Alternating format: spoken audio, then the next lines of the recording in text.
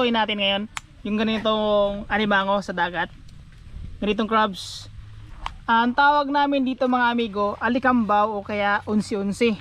Ayan. Kaya tinawag siyang unsi-unsi kasi nga ano yung mga dot-dot niya. Ito. Yung mga dot-dot niya. Bali 11 piraso yan kaya unsi-unsi. Marami nagsasabi mga amigo na makalason daw ito. Pero hindi ito makalason mga amigo. Yung ganitong klase ng alimango o yung crabs sa dagat. Kinakain namin ito. Para i-prove natin na kinakain, so kakainin natin. Lulutuin natin mga amigo. Yo, tara kain tayo mga amigo. Suka na may bawang.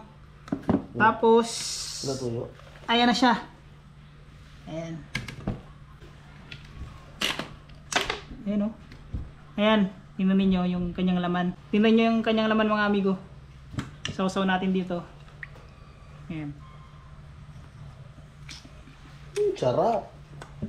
Grabing sarap mga amigo. Parang ano siya, alimango. Pero parang para sa akin mas masarap pa to sa alimango mga amigo. Yan o. Sa inyong lugar, anong tawag ninyo?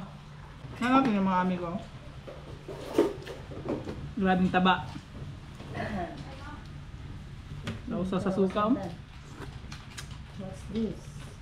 Sarap! Oh no.